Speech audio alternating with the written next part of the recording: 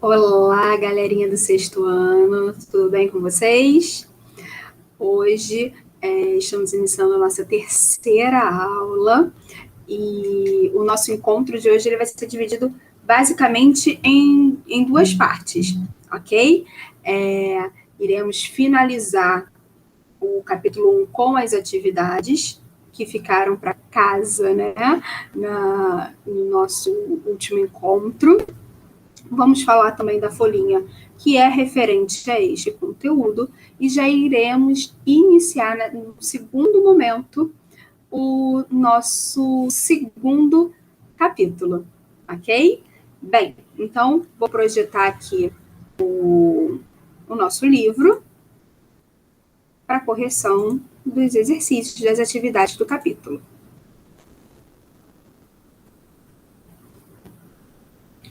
Já o compartilhamento será iniciado.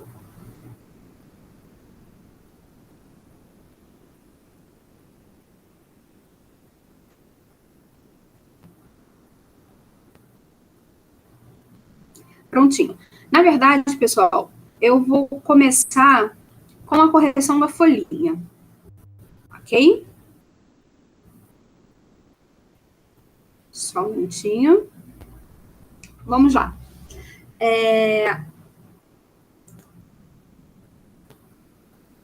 Terceira folha, né? Exercícios, primeiro trimestre. Essa folhinha ela foi baseada no conteúdo das páginas 278 e 200 até 284. Bem, como são organizadas as linhas do tempo? Bem, de maneira cíclica e sincrônica, de maneira linear e cronológica, de maneira natural e integral, de maneira diacrônica e descontínua, ou de maneira espiral e atemporal. Pessoal, a opção que se encaixa aqui no nosso conteúdo é a letra B, de maneira linear e cronológica. 2. De que forma os povos indígenas elaboram a passagem do tempo? Bem, pessoal, os povos indígenas, né, eles têm como característica se basear pela natureza. Eles elaboram calendários próprios, né, com base nos estudos, né, da natureza. Há um tempo atrás ficou muito famoso, né, o calendário maia, né, que diziam que o ano ia acabar em 2012. Teve até filme sobre isso, né? Por quê? Porque eles se baseavam na observação da Lua, do Sol, e criaram um calendário próprio para isso. 3. A periodização da história pode ser definida como seleção de períodos de tempos naturais, e esse aqui ficou, aqui, só um minutinho, deixa eu corrigir aqui. Deixa eu salvar aqui. Bem, antes da gente passar para 3, deixa eu botar melhor aqui a resposta da 2. Então, ficou mais ou menos... Opa, peraí. 2. Os diferentes povos indígenas elaboram calendários cronológicos específicos a partir da observação de fenômenos da natureza. Então, essa é a resposta da 2, tá, pessoal? Bem, vamos lá. 3. A periodização da história pode ser definida como a seleção de períodos de tempos naturais, demarcação de períodos de tempos históricos, invenção de tempos fictícios, análise de tempos simultâneos ou elaboração de calendários cronológicos. Bem, a periodização da história é a demarcação de períodos de tempos históricos. Então, aqui é a letra B. Ok, pessoal? Então, a resposta, deixa eu até tirar aqui. Não precisa, a resposta da 2 seria essa.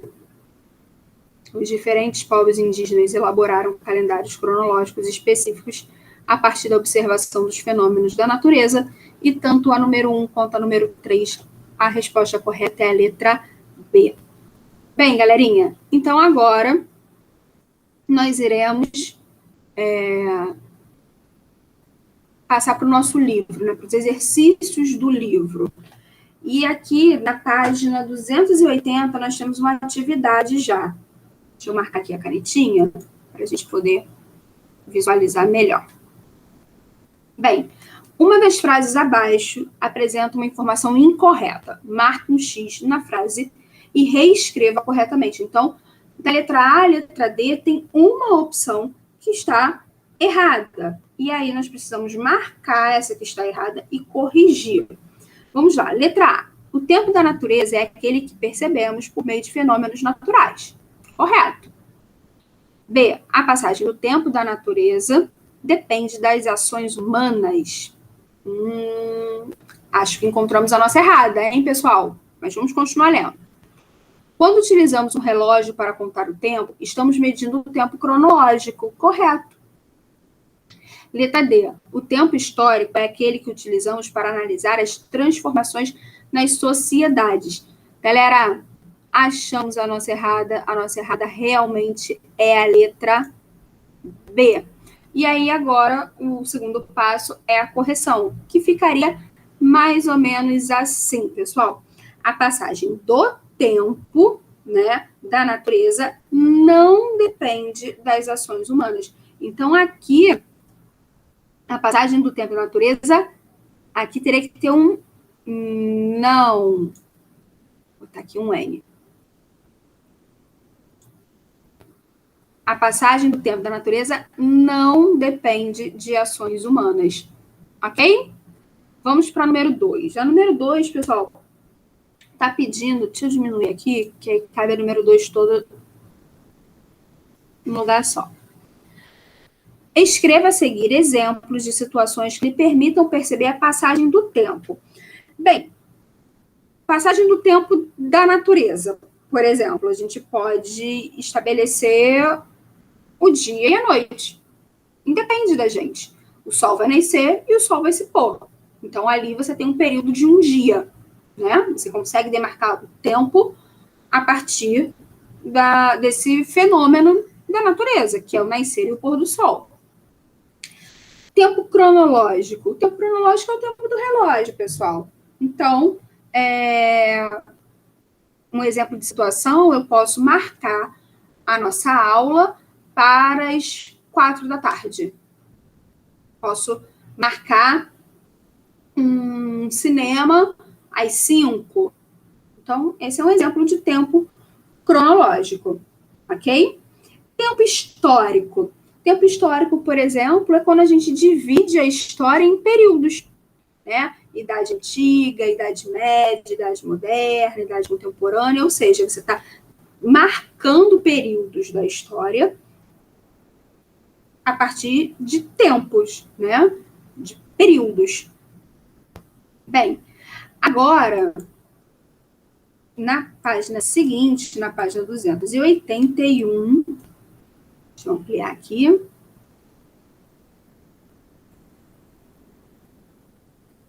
Página 281.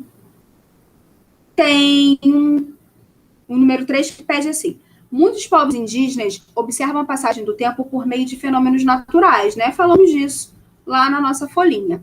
Sobre esse assunto, leia o texto a seguir e responda as questões. Bem, vocês leram o texto, agora é o nosso momento de correção, tá? Bem, letra A. De que maneira os indígenas, vamos lá, de que maneira os indígenas citados no texto observam a passagem do tempo? E aí tá pedindo para a gente explicar, tá? Bem, pessoal, segundo o texto, eles observam o tempo da natureza, pois definem sua unidade de medida de tempo por meio da observação de um fenômeno natural. É uma questão muito parecida com a que está na folhinha, né, galera? Ou seja, a natureza é a unidade de medida, vamos dizer assim, da contagem do tempo dos indígenas. É a partir do nascer e do pôr do sol que você marca o dia, é através das folhas caindo ou das flores nascendo que você marca as estações do ano e por aí vai. Letra B. Qual é o fenômeno natural que orienta a contagem do tempo nessa sociedade? Quais as características desse fenômeno? Então, os indígenas apresentados no texto, eles se baseiam, né, para medir o tempo ali, pelo ciclo lunar, que possui 4 fases diferentes, né? Lua nova, lua crescente, lua cheia, lua minguante, e que dura ali aproximadamente 30 dias, né? Esse ciclo. Bem, vamos então agora para a letra C. Está pedindo para a gente sublinhar no texto os trechos que indicam como esse fenômeno natural influencia no dia a dia dos indígenas. Então, vamos ao texto, né? Bem, então temos que procurar aqui, então, um trecho que fala da Lua, né? A observação... Aqui, ó, começa aqui, pessoal. Na Lua, são 2 trechos que nós vamos marcar, tá? Na Lua, até fáceis. Na lua cheia, os bichos ficam mais agitados pelo excesso de luz e, por isso, são presas mais fáceis. Então, caçar na lua cheia é uma boa. Bem, o segundo trecho diz assim, começa aqui, ó. Eles perceberam ainda que a lua regula a vida marinha. Para eles, a lua cheia é sinônimo de fartura de camarão, da mesma forma que a lua crescente ou minguante indica a abundância de peixe linguado no mar. Olha como a natureza é sábia, né, pessoal? E os indígenas sabem ler perfeitamente essa natureza. Bem, a próxima página com atividade é a página 283. Vamos lá. 283. Deixa eu diminuir aqui, porque é um correlacione. E aí fica mais fácil. Só tem que ampliar um pouquinho para conseguir ler. Mas assim, não consigo visualizar tudo. Eu vou lendo do livro para vocês, tá? Vamos então marcar aqui. Relacione, né, cada conceito à sua definição. Marco histórico, pessoal. A definição é essa segunda aqui, ó. Vou ler para vocês. Expressão que se refere aos acontecimentos, né, que podem representar rupturas entre os períodos históricos. Beleza. Intervalo de tempo. Intervalo de tempo é essa última aqui, ó. Elemento da linha do tempo, delimitado pelos historiadores, segundo critérios... Só um minuto. Vamos lá. Segundo critérios... Vamos lá. Elemento da linha do tempo, delimitado pelos historiadores, segundo critérios diversificados. Ok? Bem, pessoal.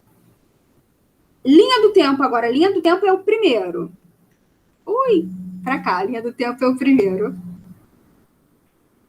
Que diz assim: recurso que localiza graficamente os acontecimentos e períodos históricos de maneira linear e cronológica. Agora falta eixo cronológico. Ok? Que é o que ficou faltando aqui, ó. Esse aqui.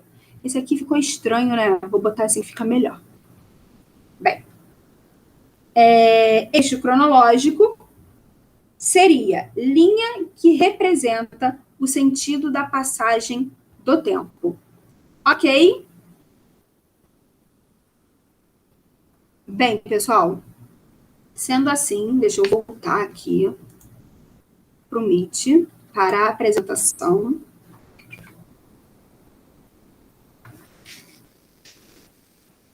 Ah, não, peraí, tem ainda mais uma aqui, ó. Deixa eu voltar. Voltei.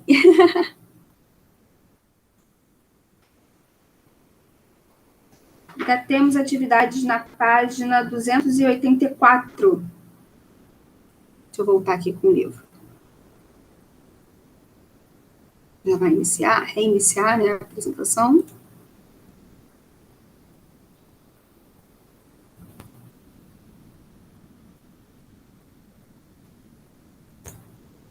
Prontinho. Próxima página com atividade. Nós temos aqui, nessa mesma página, nós temos uma pesquisa, né?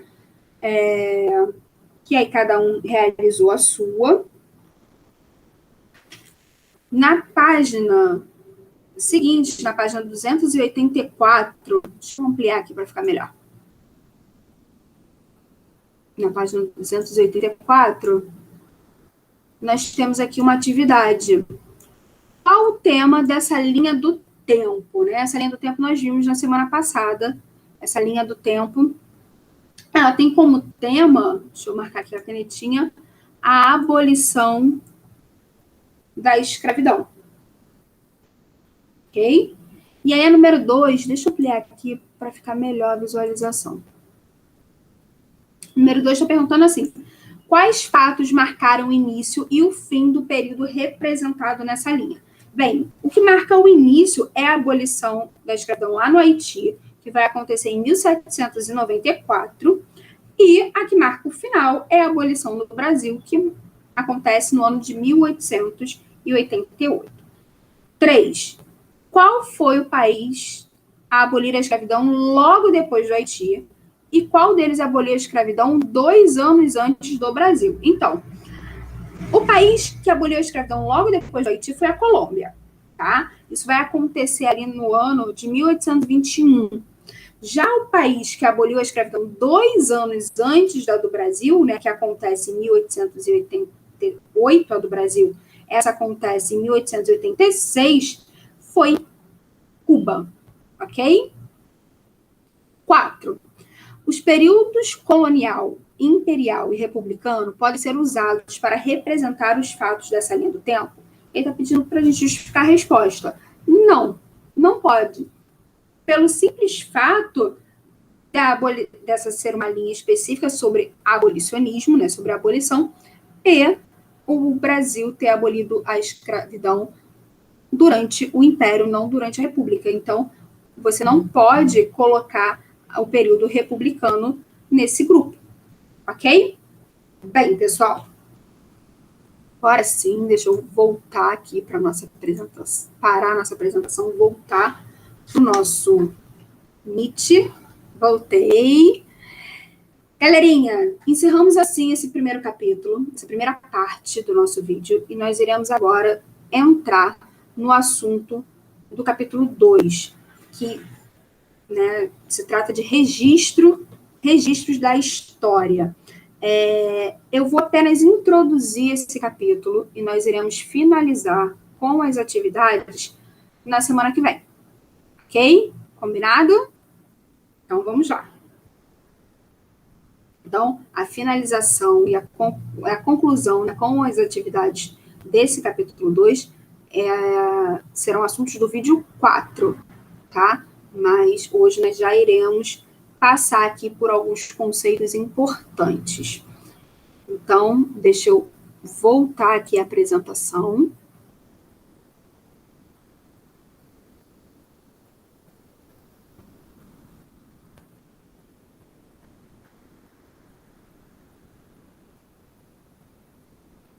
Já vai reiniciar a apresentação do nosso vídeo.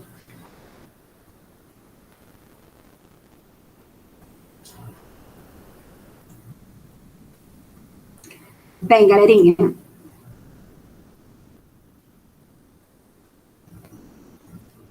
deixa eu diminuir aqui para vocês visualizarem a capa do capítulo. Registros da história. Vamos introduzir esse conteúdo, tá? Nós não iremos nos aprofundar nele. Os exercícios, as atividades vão ser feitas e corrigidas no próximo encontro. Bem, aqui ele começa de cara falando com a gente, né? Fazendo algumas perguntinhas. Qual é o registro histórico retratado nessa fotografia? E aí, pessoal? Essa é a primeira pergunta, né? Isso aqui, na verdade, é uma caverna, né? Onde está sendo observado um estilo de arte chamada arte rupestre, que são exatamente essas pinturas, né, feitas pelos primeiros habitantes da Terra, né? Que tipo de informação é possível descobrir por meio da análise desse registro? Nós podemos descobrir, por exemplo, como era o dia a dia, né, dessas pessoas, né? Quais animais essas pessoas conviviam, qual o estilo de vida, o estilo de alimentação dessas pessoas, né? C, em sua opinião, qual a importância de estudar o registro apresentado na fotografia? Bem, pessoal, a importância é exatamente o fato da gente conhecer, né, os nossos antepassados. Bem,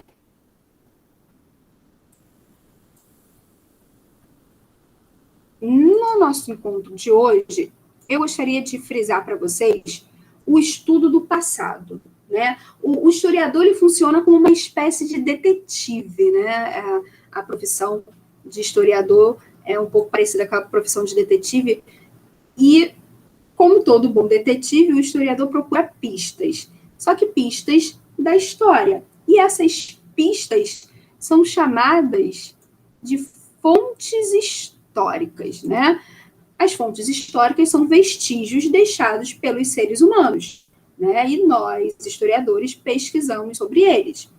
Essas fontes históricas, elas podem ser de diversas formas. Elas podem ser fontes materiais, como roupas, objetos, joias, brinquedos. Elas podem ser fontes orais, como entrevistas, né? Por exemplo. Elas podem ser de fontes imagéticas, como pinturas, os desenhos rupestres lá das cavernas, mapas, cartazes, fotografias, e elas podem ser fontes escritas, como, por exemplo, documentos, cartas, livros e por aí vai. Ok?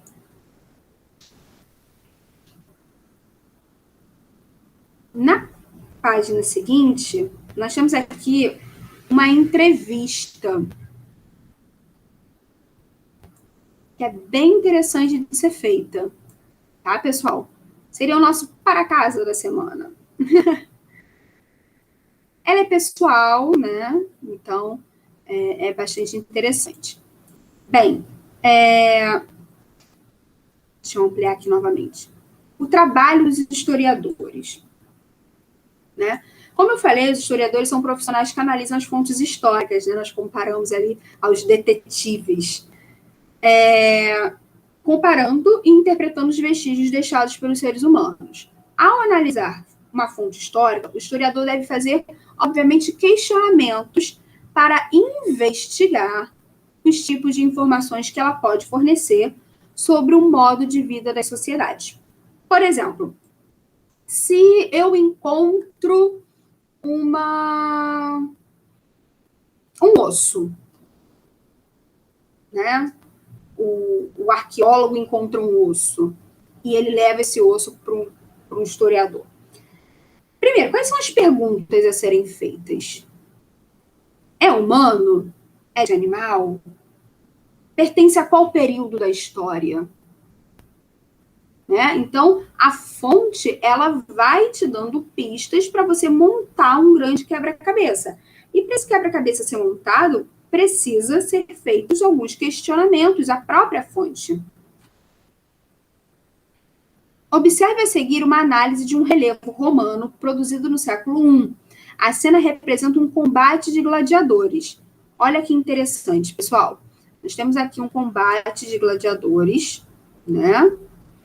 E aí, olha quantas perguntas podem ser feitas para a descoberta dessa peça.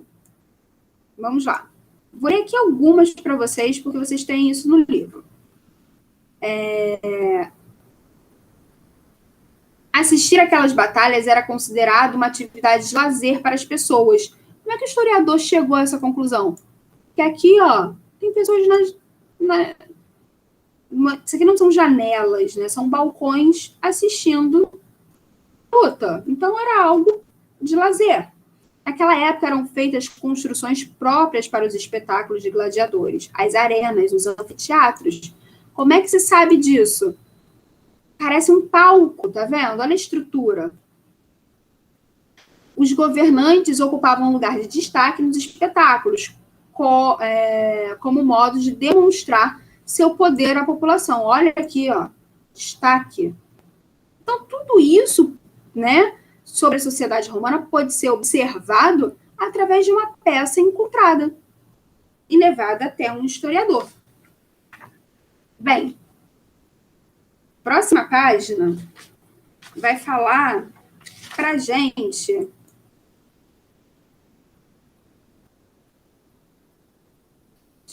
aqui, não, a construção do conhecimento histórico. Como vimos, as fontes históricas são fundamentais para o estudo da história. Por meio da análise das fontes, os historiadores desenvolveram as interpretações sobre o passado. Como diariamente novas descobertas são feitas por meio de pesquisas e novas fontes são encontradas, a construção do conhecimento histórico está em constante transformação. Dessa maneira, determinadas verdades históricas passam a ser questionadas por novas interpretações feitas pelos historiadores. O que isso quer dizer, pessoal? Que a história, ela está viva. Não existe verdade absoluta. A história, ela muda, ela se transforma conforme novas fontes, novas pistas vão sendo descobertas. E, para finalizar, vamos falar sobre sujeitos históricos. Bem, sujeitos históricos somos todos nós.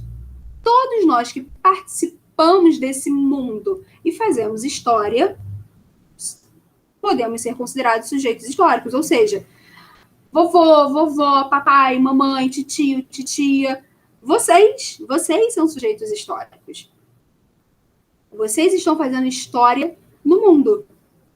Ou seja, todo mundo que faz parte de uma sociedade é um sujeito histórico. Bem, galerinha, deixa eu parar aqui a apresentação.